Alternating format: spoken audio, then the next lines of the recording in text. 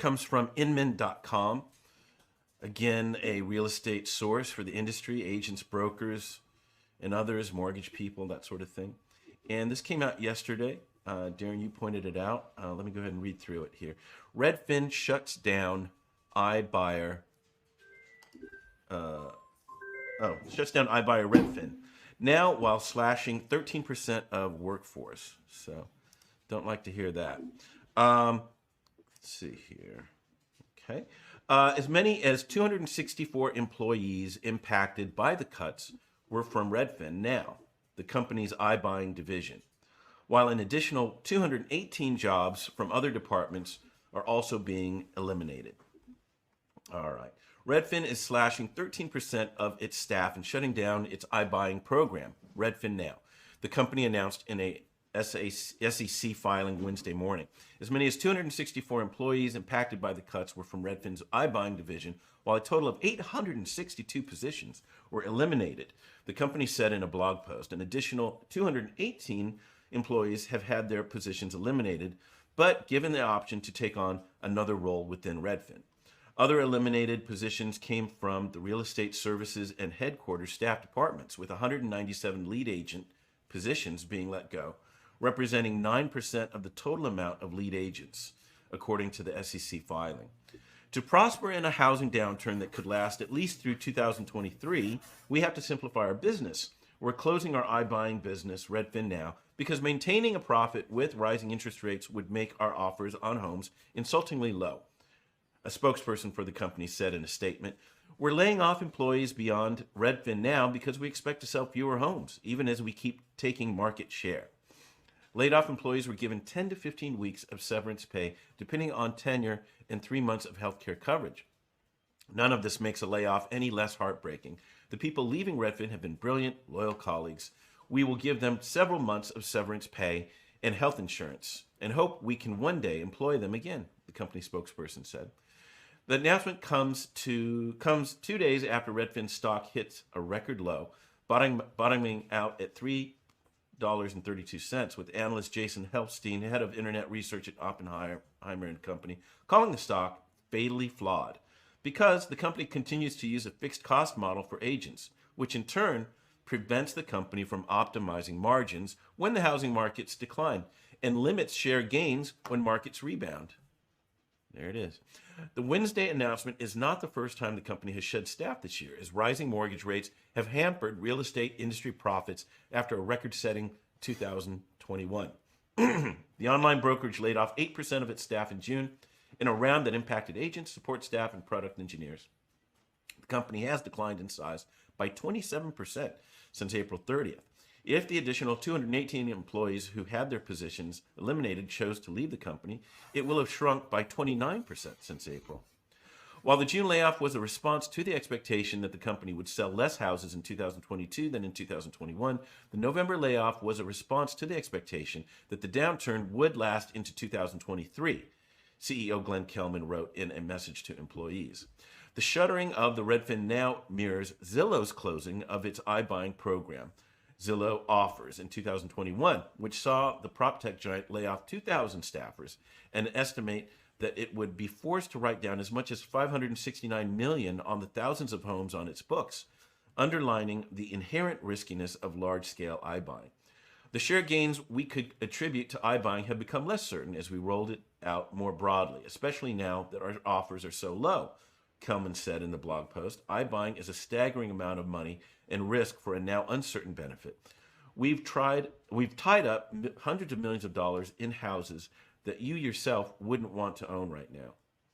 Not including overhead expenses, the company anticipates that its Redfin Now properties will lose $22 to $26 million by the end of 2022. November layoffs came ahead of its third quarter earnings call, which is set to take place Wednesday afternoon. So there you go. And sure enough, today, right, they called out a loss of $80 million. Yeah. Quarter. Yep. So go ahead, man. Yeah. So, industry evolution, this has become a part of the industry and now it's changing, right? The first thought I had as I finished out that article is that there are a lot of people that are Redfin loyalists, I must say. and it's almost always buyers. And I've never understood it because it's a lesser quality service. It's detached from the area. And in reality, you're competing with them as they were buying property, right? Yeah. You were in competition with them. So why would you feel a great sense of loyalty to your competition who says they're doing everything for you? But beyond that, the collection of people who have left this market is basically identifying that a corporate model that is more detached and removed from the local market, which all of these corporate models are at Zillow, at Redfin, even at Opendoor, these other places, doesn't work when profits or margins are smaller. Right. Okay. Right. So the obvious to local agents is that they really weren't maximizing profits from the start. Right. They were just working. In the up market, they still weren't. They still were getting less because they can't deal with a lesser margin going forward because there's too much risk for them. Right. So this whole thing happening basically is a great thing for buyers.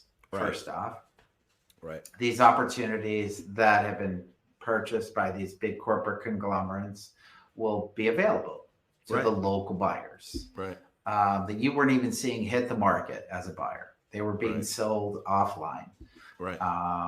So you will now get the opportunity to buy those. Maybe it has an impact on some local flippers as well.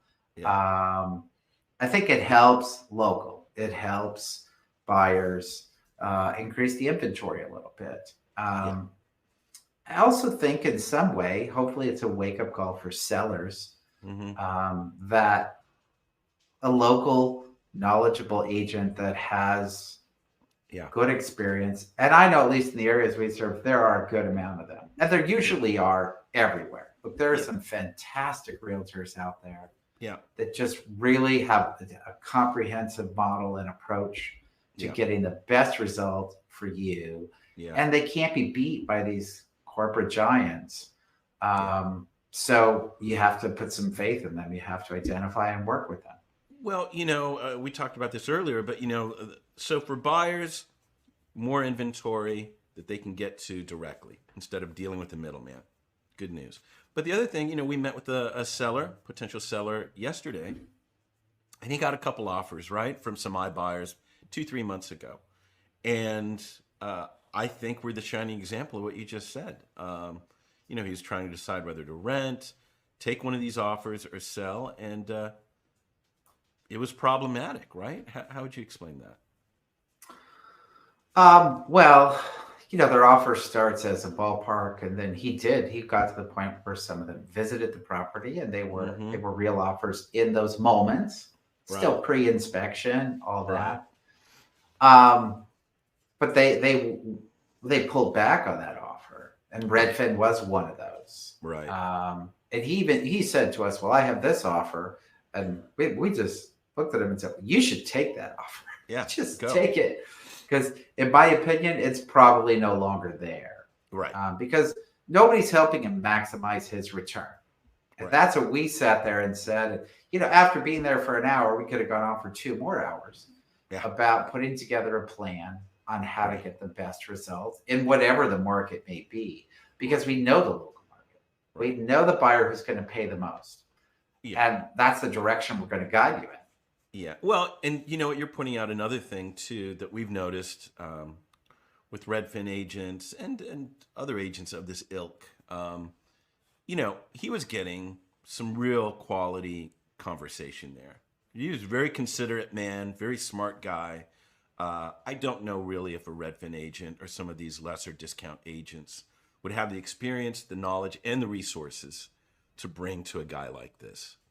Because he's about a good decision. Did you see he had his stock charts up? He was multitasking while he was talking to us. Sure. But so I think their agent quality. The other thing and we can go back to that. The other thing I wanted to point out, and this was from another article that I read more towards Offerpad, but I think it goes for any of these iBuyers. Offerpad lost, or is it Opendoor? I forget. They're all the same. Lost $1 billion. Huge amount of money. Still have another billion to blow. $1.5 billion. But he was touting that, well, we've moved our remodel days from 23 now to 15. Now, if you've been to any of these properties that they've fixed up, they're horribly remodeled. So you're not even getting a good product. You're getting a lesser agent. You're not getting a good product. Some of these things hopefully will be gone, and you'll have a better property to buy. Because they're horrible. Yeah. Really bad. There's accountability with local agents. And we always talk, even when we refer people, when we refer lenders, probably our biggest referral, is about them being, it's not only their transaction that matters, but they're counting on a good review, a good assessment when things are done to get more business. Yeah. As soon as you become removed from that process, and all these iBuying systems are, and out-of-area agents, you no longer have accountability. Right. And, so Opendoor, that whatever, they get the property sold, whoever the agent is, probably isn't worried about the next sale and how it's going to relate to it. As agents, I know we are. And I know most agents that are local and serious are as well. Right. Well, right. And that goes back to part of this article about how agents get paid. Yes. There's not necessarily a strong motivation there for them to do better than the last transaction. Right. They're getting paid. And we've all been around long enough to know that we get paid more than these agents. I'll start there. That's clear. Yeah. And just because we get paid more doesn't mean we're going to do a better job, right? It's the reality.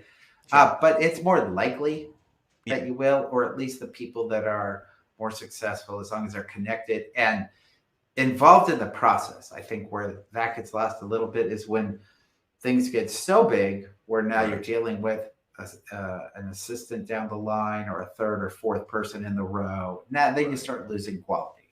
Yeah. Well, look, we're all getting sharper in this market. I hope consumers are getting sharper, whether you're a buyer or a seller. One of the things that came out is, you were talking about this Redfin love.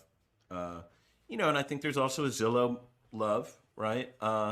It's ironic that consumers are following real estate leaders like from Zillow and Redfin, who obviously, whether it's valuation models or bad business fundamentals like iBuying programs, they're following them like they're real leaders of this. And they certainly have a lot of data, and that's great. We've always said that. But maybe these aren't the people we should necessarily be following for our own real estate decisions.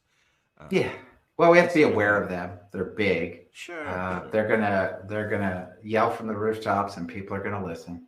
Yep. You definitely feel the culture in the Redfin environment. I don't think Zillow has a similar cultural response, but there are people that are loyal to their tech and are comfortable and are just kind of don't want to break away from that. And that's the thing, right? And that's what they've done very well. Kudos to them on that. That was really the first win for them. And for Glenn Kelman, who we're seeing here, Darren, he has a new Netflix show on real estate.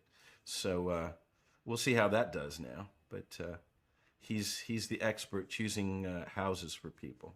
So good luck on that. Yeah. Okay, so look, guys, again, we try to keep this even-handed. We try to keep this balanced. And we hope that for buyers, again, this is a ray of sunshine, silver lining, and also for sellers to find good agents and make their own profit, not share it with a middleman.